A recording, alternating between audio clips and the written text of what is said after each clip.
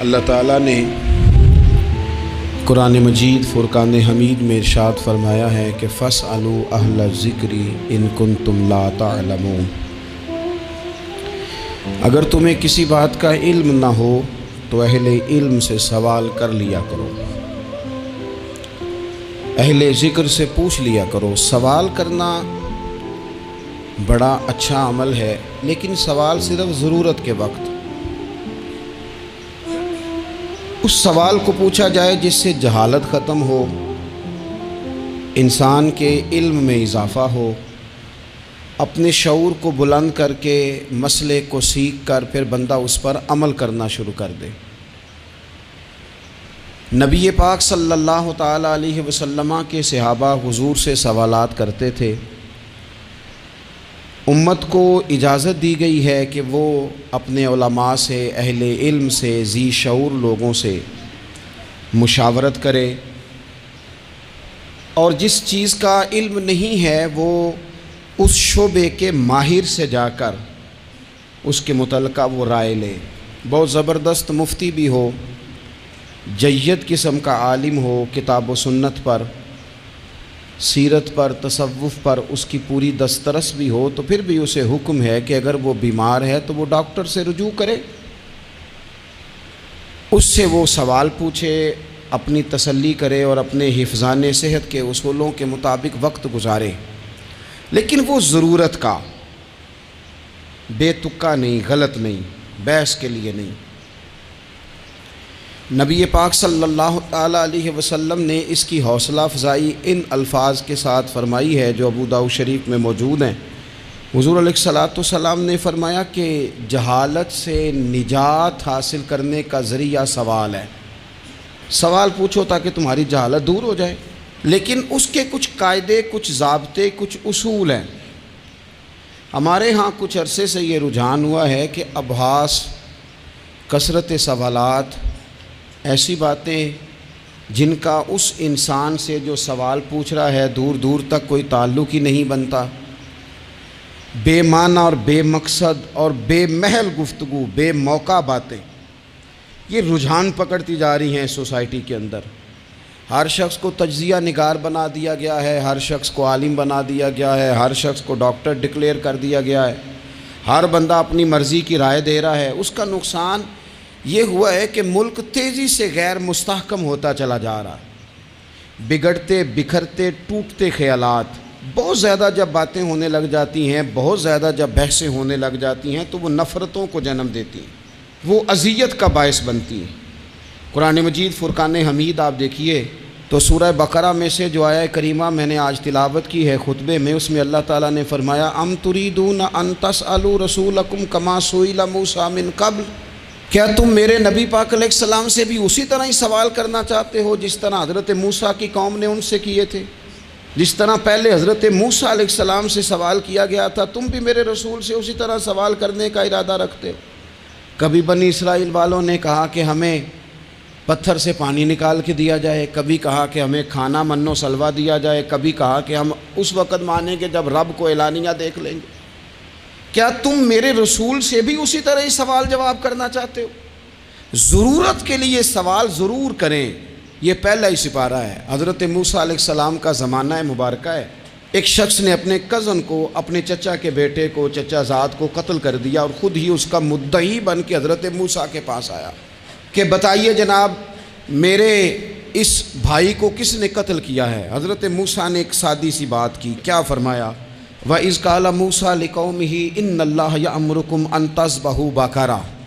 حضرت موسیٰ علیہ السلام نے اپنی قوم سے کہا کہ اللہ تمہیں حکم دیتا ہے کہ ایک گائے ذبح کرو، گائے کا کچھ حصہ مقتول کو مارو، وہ خود اٹھ کے بتا دے گا مجھے کس نے قتل کیا ہے۔ یہ پہلا سپارہ ہے قرآن مجید کا، آپ اس کو دیکھ لیں، یہ آیت نمبر 67 سے شروع ہو رہا ہے۔ تو اب وہ چونکہ ذبح کرنا نہیں چاہ رہا تھا، اس کو پتہ تھا کہ مجرم تو میں خود ہوں، وہ ذبح چونکہ کرنا نہیں چاہ رہا تھا تو اس سے کہا کہ مارو ایک حصہ گائے کا، اس کو تو یہ اٹھ کے بتا دے گا۔ تو اس نے جواب کیا دیا؟ قالوا اتتخذون ہزوا، یعنی لگا آپ میرے ساتھ مذاق کرتے ہیں، کبھی ایسا بھی ہوا ہے؟ قال اعوذ باللہ ان اکون من الجاہلین، حضرت موسیٰ علیہ السلام فرمانے لگے میں اللہ کی پناہ مانگتا ہوں میں جاہلوں میں سے ہو جاؤں، ہر وقت مذاق کرتے رہنا یہ تو جاہلوں کا طریقہ ہے۔ کن کا ہے؟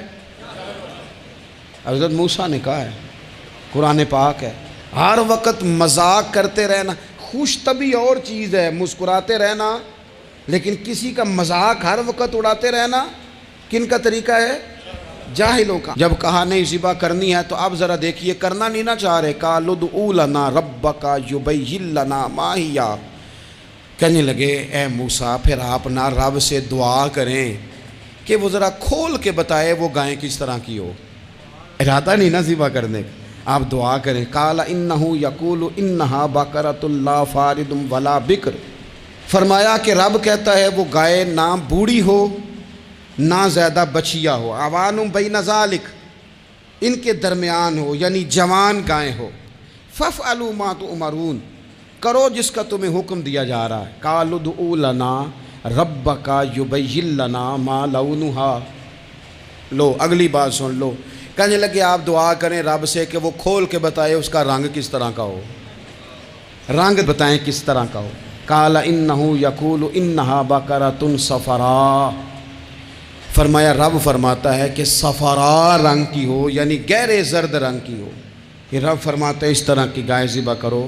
فاقع لونھا تسر الناظرین، اور جب کوئی اسے دیکھے تو اسے اچھا بھی لگے، آنکھوں کو اچھی لگے وہ گائے، اس طرح کی گائیں ذبح کرو۔ لو اتنی باتیں بتا دی۔ قالوا ادع لنا ربک یبین لنا ما ہی، کہنے لگے نہیں آپ پھر دعا کریں اللہ ذرا کھول کے بتائے گائیں کس طرح کی ہو۔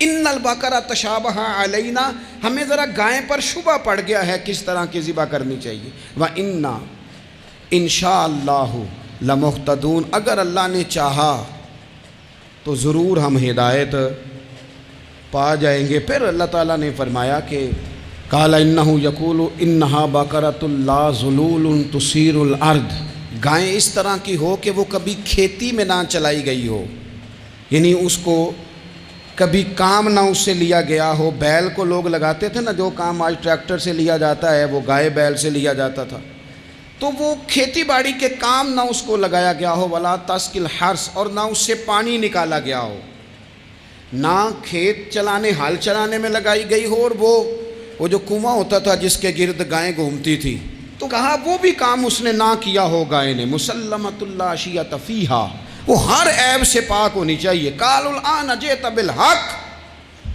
اب کہنے لگے اب آپ صحیح بات لے کے آئیں، اب سوال ختم ہو گئے نا، کہنے لگے اب آپ بات فذبحوہا، انہوں نے ذبح کر دی۔ وما کادوا یفعلون، پر ایسا کرتے نظر آتے، لگتا نہیں تھا کریں گے ذبح پر ذبح۔ اچھا یہ گائیں پھر ملی کیسے؟ امام خازن کہتے ہیں کہ ایک نیک آدمی تھا، تو اس کا آخری وقت آ گیا، تو اس کے پاس جو کل جمع پونجی تھی وہ ایک بچیا تھی، گائیں کی بچی، بچیا ویڑی، اس کے پاس وہ ایک بچیا تھی صرف۔ تو اس نے اس طرح کیا کہ اس کی گردن پر ایک مہر لگائی، اللہ کے نام پر بطور امانت اس نے اس کو جنگل میں چھوڑا، کہا یا اللہ میرا بیٹا ایک ہی ہے وہ بھی چھوٹا ہے، اس کی حفاظت کرنا اور میرے بیٹے کو پہنچا دینا۔ بچہ بالغ ہو گیا، اس کی ماں نے کہا بیٹا جو امانتیں رب کے پاس رکھوائی جائیں نا ان میں خیانتیں نہیں ہوا کرتی، جا کے جنگل میں آواز دے تیری گائے واپس آ جائے گی۔ اس نے جا کے جنگل میں آواز دی کہ وہ جو میرے باپ نے امانت رکھوائی تھی وہ کدھر ہے؟ وہ نشان لگی ہوئی گائیں دوڑتی ہوئی اس کے پاس آئی۔ واللہ خیر الرازقین، جب رب بندوبست کرے، جب اللہ بندوبست کرے تو پھر معاملہ اور ہوتا ہے۔ وہ گائے آ گئی، اب اس نے کیا کیا اس نوجوان نے کہ وہ گائے گھر لایا، ماں سے آ کے کہا کہ اماں یہ تو اللہ نے فضل کر دیا۔ ماں کہنے لگی پتر حالات ہمارے خراب ہیں، منڈی میں لے جا اسے بیچ دے، لیکن سودا میری مرضی کے بغیر طے نہ کرنا۔ کس کی مرضی کے بغیر؟ کس کی؟ اماں کی مرضی۔ اور سنو یار، تھے کچھ لوگ جن کو لوگوں نے تانے بھی دیے کہ تم ماں کے پیچھے لگ گیا ہے، لوگوں نے بڑا کچھ کہا، پر جو ماں کی مرضی پہ لگیں ناکام نہیں ہوتے زندگی میں۔ یہ دیکھو ماں کی مرضی پہ لگا، اس کی قیمت کتنی تھی گائے کی؟ بڑی مہنگی تھی، پر 3 دینار کی تھی۔ منڈی میں لے گیا، 3 دینار اس کی قیمت لگ گئی، تو ماں نے کہا تھا میری مرضی کے بغیر سودا نہ کرنا، اب بچے تو نہیں نا مانتے، اماں کو کیا پتا باہر بزنس کیا ہے، لین دین کیا ہے، پر ماں نے کہا تھا میری مرضی، بندہ دے رہا ہے اسے 3 دینار، اس نے کہا جی میں نے طے تب کرنا ہے، ڈن تب کرنا ہے، پہلے اماں سے پوچھنا ہے۔ گھر جا کے اماں سے پوچھا، اماں کہنے لگی دے دے، واپس آیا تو اس نے کہا کہ میں 6 دینار دیتا ہوں پر میری شرط ہے، ماں سے نہیں پوچھنا۔ اس نے کہا تو 12 بھی دے، ڈن تب بھی ہونا ہے جب اماں نے کہنا ہے۔ وہ جب اس طرح کی اس نے گفتگو کی، واپس اپنی والدہ کے پاس گئے، کہنے لگے اماں سمجھ نہیں آتی، 3 دینار کی گائیں بندہ 12 میں خریدنے کو تیار ہے، شرط لگاتا ہے کہ اماں سے نہیں پوچھنا۔ تو والدہ کہنے لگی پتر پہلے اس سے جا کے پوچھ کیا وہ ہے کون، یہ کوئی روحانی معاملہ ہے، کوئی غیبی مدد ہے، پوچھ۔ اس سے جا کے پوچھا تو وہ کہنے لگا میں تو فرشتہ ہوں اللہ کا، تو نے گائیں بیچنی نہیں، اس لیے کہ تیرا باپ بھی نیک ہے، تیری ماں بھی نیک ہے، رب تیرے رزق میں برکت پیدا فرمانا چاہتا ہے۔ ماں باپ نیک ہونا رزق میں برکت ہو جاتی ہے، ماں باپ نیک ہوں، ان کی صالحیت کا اثر پہنچتا ہے بچوں تک، رزق حلال کما کے لانے والے ہوں تو گھر میں برکت ہوتی ہے۔ جا کے کہا کہ تیرے ماں باپ نیک تھے، اسے نہ بیچنا گائے کو، تو کیا کریں؟ کہنے لگے بنی اسرائیل والے سوال کر کر کے خود مشکل میں آ گئے۔ اب وہ ایسی گائے جو جوان بھی ہو، یہاں تو ہر غریب آدمی اپنی گائیں یہاں لگا دیتا ہے، کھیتی باڑی میں یہاں لگا دیتا ہے، کنویں میں پانی نکالنے میں، تو یہاں تو ہر ایک کی گائیں، تو ایسی گائیں جس کا رنگ بھی اتنا پیارا ہو، زیادہ بوڑھی زیادہ بچی بھی نہ ہو، اور ابھی تک کھیت میں بھی نہ لگی ہو، وہ سوائے تیرے کہیں نہیں ہے۔ اس نے کہا چل پھر مہربانی کر بتا میں کتنے کو دوں گائیں، اگر وہ آ جائیں تو کتنے کو بیچنی ہے؟ اسے کہنا کوئی نہیں، ریٹ تو زیادہ کرنا ہی نہیں، ان سے کہنا گائے کے اندر سے گوشت نکال دیں اور جتنا گوشت ہے اتنے پیسے بھر دیں، اس کی کھلڑی بھر دیں۔ اب وہ بنی اسرائیل والے ڈھونڈتے پہنچ گئے، کہا جناب گائیں 3 دینار کیا 6 لے لو۔ اس نے کہا نہ بھائی، ذبح کروں گا، گوشت نکالوں گا، جتنا وزن گوشت کا اتنے پیسے بھرو گے کھال میں تو پھر گائے تمہیں ملے گی۔ اب مجبور تھے، کیا کرتے؟ ابن کثیر حدیث لائے ہیں، امام سیوطی نے در منصور میں بھی لکھی ہے، نبی پاک صلی اللہ علیہ وسلم نے فرمایا سنو جوانوں، اور اسے دل کی تختی پہ لکھو، نبی پاک علیہ السلام نے فرمایا اگر بنی اسرائیل والے زیادہ سوال نہ کرتے تو اتنی مشکل کا شکار نہ ہوتے۔ انہوں نے سوال اتنے کیے کہ چارہ نہیں ہے اب ان کے لیے، چارہ نہیں ہے اب ان کے لیے کہ یہ ادھر ادھر جا سکے، مجبوری بن گئی، یہی گائے خریدنی ہے، یہی لے جانی ہے۔ اب اتنا سارا مال جمع کر کے وہ گائے خریدی، ذبح کی، تو مقتول کو جب اس کا ایک حصہ مارا تو اس نے اٹھ کے کہہ دیا یہ جو مدعی بنا ہوا ہے نا، یہی تو میرا قاتل ہے، یہی تو میرا قاتل ہے، یہی تو ہے، اس نے یہ سارا کام کیا ہے۔ تو زیادہ سوالات کرنا، بہت زیادہ سوالات کرنا، ہر وقت بحث میں رہنا، نبی پاک صلی اللہ تعالیٰ علیہ وسلم نے منع فرمایا، اور میرے رسول پاک علیہ السلام نے فرمایا یاد رکھو 3 چیزوں سے ہمیشہ بچو، بخاری مسلم میں موجود ہے۔ ایک تو فرمایا کثرت کیلو کال سے بچو، زیادہ بحث نہ کرو، اور دوسرا حضور علیہ السلام نے فرمایا مال کو ضائع کرنے سے بچو، اور تیسرا فرمایا زیادہ سوال نہ کیا کرو، زیادہ سوال نہ کیا کرو۔ ایک مقام پہ نبی پاک علیہ السلام نے فرمایا حج فرض ہے، ایک صاحب نے اٹھ کے پوچھا حضور ہر سال؟ حضور خاموش ہو گئے۔ پھر پوچھا حضور ہر سال؟ سرکار خاموش ہو گئے۔ تیسری بار پھر پوچھا حضور ہر سال؟ نبی پاک علیہ السلام نے فرمایا زیادہ سوال نہ کیا کرو، میرے منہ سے نکل جاتا نا ہر سال فرض ہے تو رب نے ہر سال فرض کر دینا تھا، تمہارے لیے مشکل ہوتی۔ اور فرمایا جس چیز کے لیے میں تمہیں حکم دوں وہ کر دیا کرو، اور جس چیز میں تمہیں آزاد کر دوں اس میں آزاد ہو جایا کرو، زیادہ باریکیوں میں نہ جایا کرو۔ جن لوگوں نے بھی باریک بن کے چیزیں ڈسکس کرنی چاہی نا، الجھ گئے۔